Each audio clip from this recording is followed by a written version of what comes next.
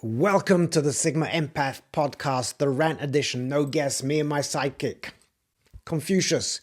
We talk about all things empath, all things narcissist, psychology that includes toxicity from just general behavior. It can be social, it can be individual, it can be romantic. I want to bring up a major buzzword that I view as highly toxic, but it gets thrown out there all the time. As always, I invite you to be a part of the conversation. Give me your feedback. What's your opinion? What's your take? What have you experienced? Have you experienced the same thing? The word that I'm going to talk about today is the word trigger. Yes, it's a buzzword, the word trigger. Now, let's just break it down before I dive in and share my opinion of that word, why and how I view it as toxic. We all know what a trigger means, not on the psychological level, just the word trigger. It's part of a mechanism, and it's a small device that releases a spring or catch and so sets off a mechanism. It's viewed as something that gets ignited. It can be an allergy, can be triggered by stress or overwork. That leads me into the psychological interpretation of a trigger.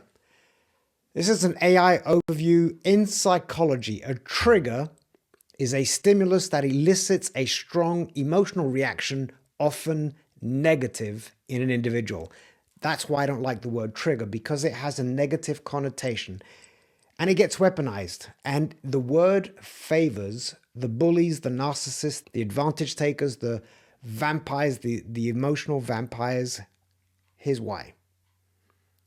Somebody abuses you, somebody disrespects you, somebody does something mean, lacking empathy, lacking kindness, and you respond with some level of frustration, anger, disappointment, verbal hostility.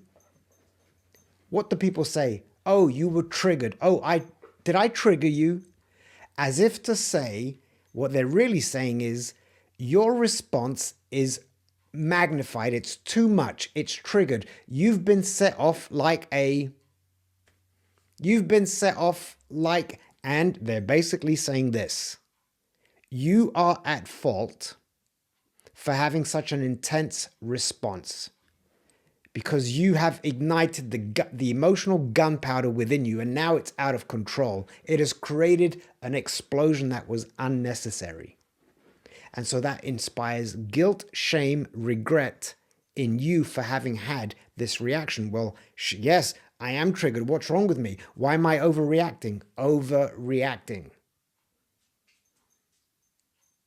So be careful when people use the word trigger against you. It's a passive-aggressive form of putting the responsibility on you for their bad behavior. And what makes it even worse is that psychologists now use this term. It's heavily toxic.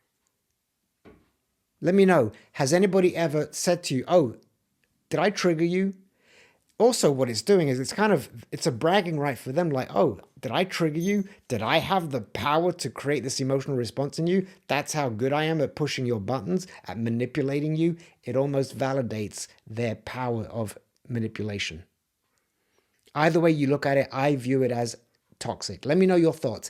Is the word trigger toxic? Does it get thrown around negatively? Is it a negative thing? Have you been accused of being triggered? And how did it make you feel when that word was associated with your probably valid response to something that somebody provoked you?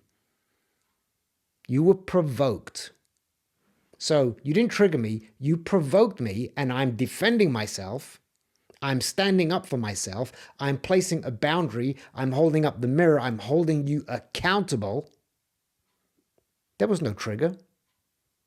Had I been triggered, I would have hit you over the head with a baseball bat. You know what I mean? Or a cricket bat. Yeah, that would have ignited a loss of emotional control. It would have become potentially physically hostile. Yeah, maybe you can say I was triggered. But just because I had a strong self-protective emotional response to your bullshit does not mean I was triggered. Let me know your thoughts. Staying on the topic of psychology and the intention of the word trigger, the intention, the opposite is glimmer. I kind of like that word, a glimmer. I'm all about hope. I have a tattoo of hope here on my forearm in Japanese. Kibo, it's the name of my dog. I'm all about glimmers, moments of hope, moments of optimism, things to look forward to, things to cling on to when times are hard. When, excuse me, when we're being bullied or we're facing stress, and there's a lot of stress going on right now. So the word glimmer, yes, that gets a tick, a positive check mark. But going back to the psychological aspect, when something does, and I use air parentheses, when something does trigger us, it sparks a response. It can stem from two things. One, it means you have violated my core values, you have disrespected me, you have ignored my boundaries, you have undermined me, you have taken advantage of me, you underestimated me, and I'm responding. I'm putting up a barrier. I'm defending myself. I'm standing up for me. Why? Because I have self-respect. I have dignity for who I am. And you are challenging that. So I'm going to fight you on that. There's that. Now, the other element of the word trigger, it means that it's steeped in some alleged unresolved trauma. Some alleged, and I use the word alleged, underlined, bolded in red, alleged unresolved trauma.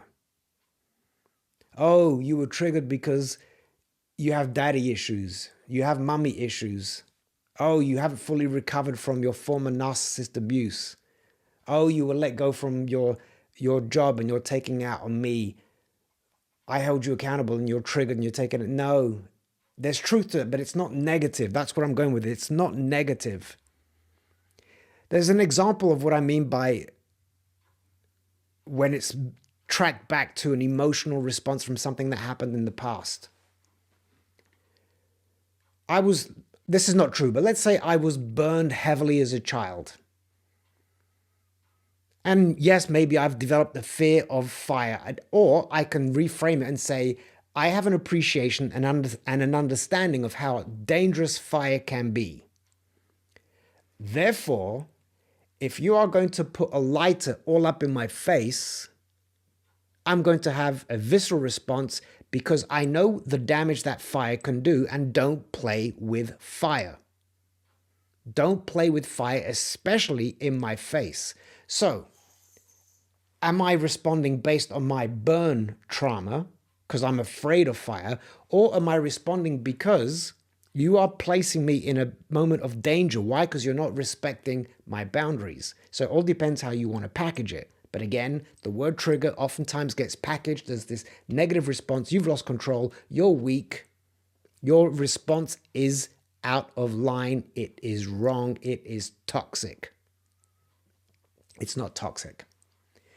The other thing about a trigger based on trauma is and it ties into the fire example, it's a red flag. It's letting you know something in this situation, this interaction, this relationship is wrong. Something is wrong. So yes, I have been triggered, but not because I'm weak or because I'm wrong, because this doesn't align with my energy, with my objectives, with my core values, with who I am as a human being. It doesn't align, and it feels negative inside my body, inside my spirit, inside my head, inside my heart. It feels like a violation. And I'm an empowered human being. I'm in touch with my emotions. I allow myself to feel because I'm a sentient being. I have emotional intelligence. I am aware of my emotions, and this feels wrong. I don't like it, which ultimately is enough of a response. Forget the trigger, forget the trauma. I don't like this feeling. And I don't want this feeling, so stop doing what you're doing. There you have it. Let me know your thoughts. Trigger, the modern day 2024, 2025 buzzword. It's one of those toxic buzzwords used for manipulation to make you feel bad about your emotional response. Everybody, thank you for chiming in. Thank you for listening to me and Confucius.